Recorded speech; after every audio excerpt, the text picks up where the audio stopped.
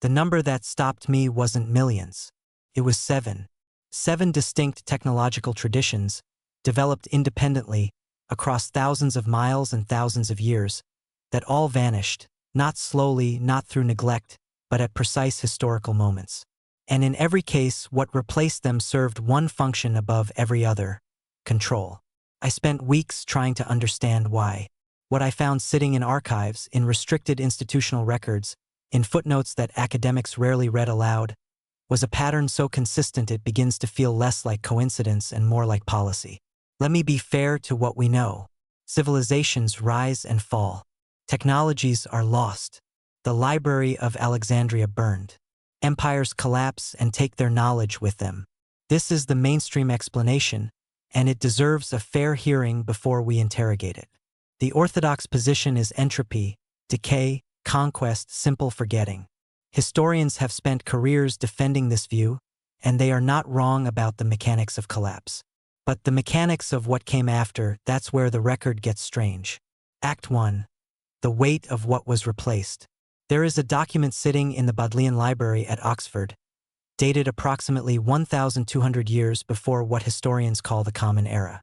It describes a hydraulic system, a network of underground water channels that ran for hundreds of miles beneath the Arabian Peninsula, requiring no pumps, no external energy source, only precise geometric calculation and an understanding of subsurface pressure gradients that modern engineers, when they have bothered to study these systems, have described as implausibly sophisticated. The document is a maintenance record, not an invention record, a maintenance record, which means by the time someone wrote it down, the system was already old enough to require upkeep, old enough to have generations of knowledge attached to it. The system is called the Khanate, and the part no one explains is why, when Khanate networks were operating across Persia, North Africa, and the Iberian Peninsula, some of them supplying entire cities with fresh water at zero energy cost, they were systematically abandoned, and the populations that had depended on them were reorganized around centralized water infrastructure that required payment, permission, and the approval of whoever controlled the distribution point. That's not technological regression. That's architectural replacement. The function stayed the same. The control structure changed entirely. This is the pattern. Not loss. Replacement. Act 2. The official story and its edges. The official story goes like this. Ancient technological achievements were remarkable for their time, but they were fragile, dependent on specific knowledge traditions, specific materials, specific geographical conditions. When those conditions changed through invasion, climate shift, trade disruption, the technologies became unworkable and were abandoned. What replaced them was more robust, more scalable, better adapted to changing social realities. Progress, in other words, is not always linear. Sometimes it curves back before it curves forward. This is a reasonable account. For some lost technologies, it is almost certainly correct. No one seriously argues that Roman concrete was deliberately suppressed. The recipe was probably genuinely lost, a victim of the administrative chaos following Rome's fragmentation. But I want to take you through 7 specific cases where the mainstream explanation begins to strain, where the timing is almost theatrical, where the replacement technology did not simply work differently, it worked in a way that specifically and measurably concentrated authority in fewer hands. I don't have answers, only patterns. But once you see them, you cannot unsee them. Act 3. The 7. Let's start with the numbers on the first technology. And the numbers here are almost rude in how obvious they are. The Khanate, which we have already met, fed an estimated 12 million people across the ancient Near East and North Africa by the 3rd century of the Common Era.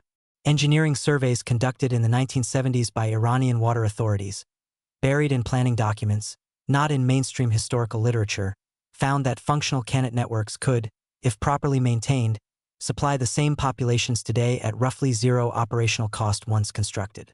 The energy embedded in their initial construction would, by modern calculations, cost approximately $4 billion to replicate. Someone built that. Someone maintained it for centuries. And then, between roughly the 4th and 8th centuries, with remarkable consistency across geographically separate regions, central authorities began taxing water access, restricting Khanate construction, and reorganizing water distribution through official channels. The pattern indicator. The people who lost access to free water were not conquered by enemies. They were administered by successors. Speaking of administered systems, the second technology brings us to one of the most documented and least discussed suppressions in recorded history.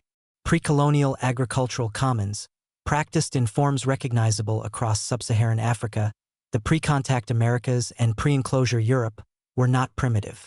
They were sophisticated commons management systems, what contemporary economists now call common pool resource management, that maintained soil fertility, water access, and seed diversity across generations without private ownership and without central administrative control.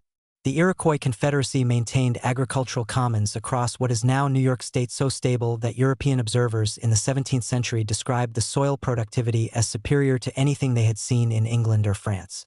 What replaced them was the enclosure system in Europe, the reservation system in North America, the plantation system in Africa and the Caribbean. Different names. Identical structure. The removal of community resource autonomy and the installation of a titling authority, a body with the power to grant or deny access to the means of survival. The timeline isn't subtle. In England, the major enclosure movements began within decades of the printing press, making it possible to systematically record and therefore challenge ownership claims. In the Americas, the destruction of agricultural commons systems coincided precisely with the establishment of colonial administrative courts. Which brings me to the third technology, and this one keeps me up at night in a different way than the others because the evidence here is not speculative. It is sitting in the Vatican archives, partially accessible to researchers since 1998, partially restricted until 2048. I am not making that up. The restriction date is 2048. Pre-Columbian medicinal knowledge systems in Central and South America represented, by even conservative ethnobotanical estimates, thousands of years of accumulated pharmaceutical research conducted through systematic observation, cross-generational documentation, and what we might now call clinical practice. The active compounds in plants used by Amazonian healers, compounds now being studied by pharmaceutical companies under patent applications, were known, named, and precisely dosed in indigenous knowledge traditions that were specifically and documented targeted for destruction. The Spanish colonial record is explicit about this. Inquisitional documents from the 16th century, archived at the Archivo General de Indias in Seville, describe the systematic confiscation and burning of medicinal codices not as collateral cultural damage, but as deliberate policy aimed at breaking the authority of indigenous healers. The reasoning, as articulated in those documents. Healers who could cure without the Church's intermediation represented a challenge to ecclesiastical authority over life and death. What replaced traditional medicinal commons was a physician licensing system, a model in which the authority to treat illness was granted by institutions, not inherited through community knowledge. The medicine itself was often inferior. The control structure was entirely the point. Maybe I'm seeing patterns where none exist. But the documents are not speculative. They are in Seville. They have been partially transcribed. The reasoning is stated plainly by the people who wrote the orders. Moving to the fourth technology, we cross the Atlantic and the historical record becomes simultaneously more recent and more deliberately obscured. Nikola Tesla's atmospheric electrical system, and I want to be careful here because this case attracts a great deal of mythology that obscures what is actually documented, was not science fiction. The Wardenclyffe Tower, constructed on Long Island between 1901 and 1906, was a functioning prototype for wireless electrical transmission. Tesla's lab notebooks, now held at the Smithsonian, describe tests in which electrical current was transmitted through the Earth's ionosphere without wires over distances of several miles. J.P. Morgan, who had financed the project, withdrew funding in 1903. His stated reason was the impossibility of metering the electricity, of charging people for it. Morgan's correspondence, available through the Library of Congress, is explicit. A transmission system that could not be monitored and billed was commercially unworkable. This is not suppression mythology. This is a financier explaining in writing that a technology was abandoned because it could not generate revenue through controlled access. The tower was demolished in 1917. The patents were allowed to lapse. What replaced atmospheric transmission was the grid, a system requiring substations, distribution infrastructure, metering equipment, and a utility company standing between every electrical device and the energy source. The function was identical. The billing structure was entirely different. The fifth technology takes us to an archive that has been publicly available for decades and remains, I can only assume, unread by most people because its implications are too uncomfortable to sit with. The Roman road network is taught as a monument to engineering ambition.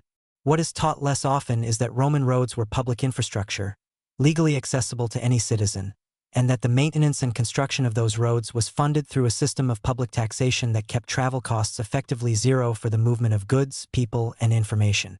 The speed of information transmission across the Roman Empire in the 1st century of the Common Era was not matched again in Europe until the telegraph in the 19th century. This is not a controversial claim. It is in Fernand Braudel's The Mediterranean, a foundational text in economic history, published in 1949. After Rome's administrative collapse, roads deteriorated. But here is what the mainstream narrative skips. The roads did not deteriorate uniformly. They deteriorated where they were not profitable to maintain. And what replaced them was a system of toll roads, river passage fees, and bridge taxes administered by feudal authorities, a system in which the movement of people and goods required payment to whoever controlled the passage point. The analogy to what happened to the internet between 1995 and 2010, moving from a commons-based network to a platform-mediated, monitored, and monetized one, I will leave for you to draw. The sixth technology is the one that generates the most academic resistance, which is itself an interesting data point. Pre-industrial seed commons, the practice of saving, sharing, and collectively developing crop varieties across farming communities, produced a genetic diversity in food crops that, according to a 1996 report from the Food and Agriculture Organization of the United Nations, represented approximately 75% of agricultural genetic diversity that had been lost in the preceding century. The FAO report is not buried. It is publicly available. The number is 75%. 3/4 of the genetic variation in our food supply eliminated in 100 years.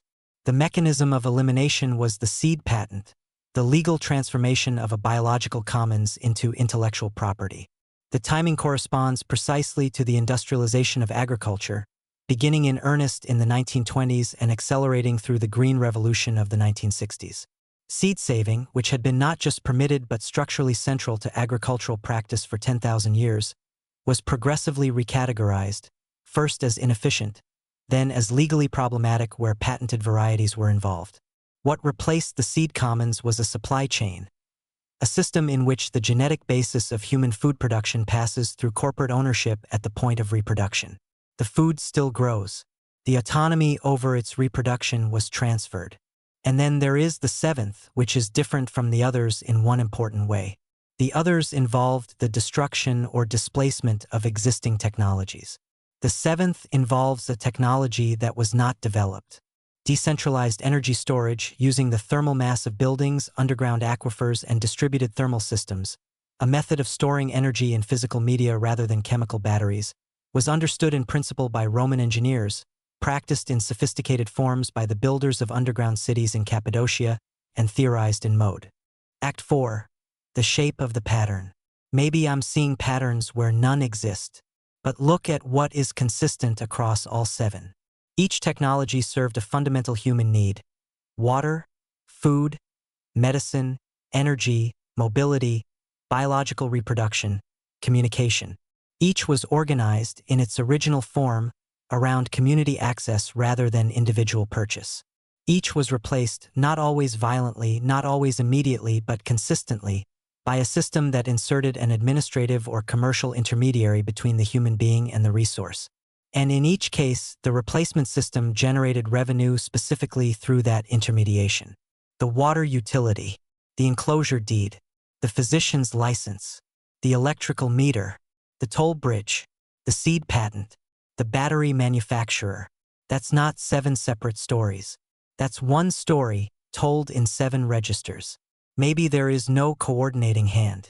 Maybe this is simply what happens when social systems optimize for extractable value, the way a river carves the path of least resistance, not because someone designed it, but because that is what water does. Maybe the pattern indicates nothing more sinister than the consistent behavior of capital when it encounters a commons. But here is what matters. Whether the mechanism is conspiracy or structural logic, the outcome is the same. And the outcome is documented in archives in Seville, in Washington, in Tehran, in Oxford. Act 5. What remains? The Canet networks are not all gone. Some still run.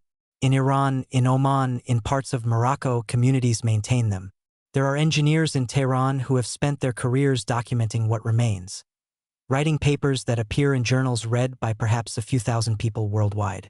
Their work suggests that a network covering the same geographic scale as the original ancient systems could be rebuilt, could function, could supply water to millions of people at operational cost approaching zero. The seed commons are not entirely gone either. There are seed banks. There are farmers in Ecuador, in Ethiopia, in India, who still save varieties that predate the Green Revolution, who carry, in their practices, a living archive of 10,000 years of agricultural genetics. Organizations like Navdanya in India have spent decades documenting them. The archive is incomplete. It is shrinking, but it exists. Tesla's notes are in the Smithsonian. The atmospheric transmission experiments are documented. The science, if it was real, and his contemporaries treated it as real, has not been refuted. It has simply been unfunded. The FAO report on genetic diversity loss sits on a server, publicly available. The Archivo General de Indias is open to researchers. The Vatican restriction on those particular colonial-era medical documents lifts in 2048. That is 22 years from now. Whatever is in them, someone decided 22 years was the appropriate waiting period. I want to be clear about what I am not saying. I am not saying there is a single coordinating conspiracy spanning millennia. I am not saying ancient civilizations were more advanced than modern ones in every domain. I am not saying the official histories are wrong about the mechanics of collapse. What I am saying is that when you map the transitions, when you look not at what was lost but at what was gained, and specifically at who gained control of the replacement systems, the pattern is so consistent that it demands explanation. Not acceptance. Explanation. The 7 technologies I have described were not lost. Some were abandoned because they could not be owned. Some were actively destroyed because they empowered people who could not be administered. Some were never developed because the capital that funds development flows toward products, not commons. And the world we inherited, the world of meters and licenses and patents and toll points, is not the inevitable outcome of technological progress. It is one outcome, chosen structurally, repeatedly, over alternatives that are still sitting in archives and in the ground and in the practices of communities that never quite forgot. The archive still exists. The knowledge hasn't entirely gone. The patterns are buried in plain sight, in filing cabinets in Seville, in restricted folders with 2048 printed on them, in the maintenance records of water systems nobody built because they couldn't figure out how to charge for the rain. I don't have answers, only patterns. And once you see them, you cannot unsee them.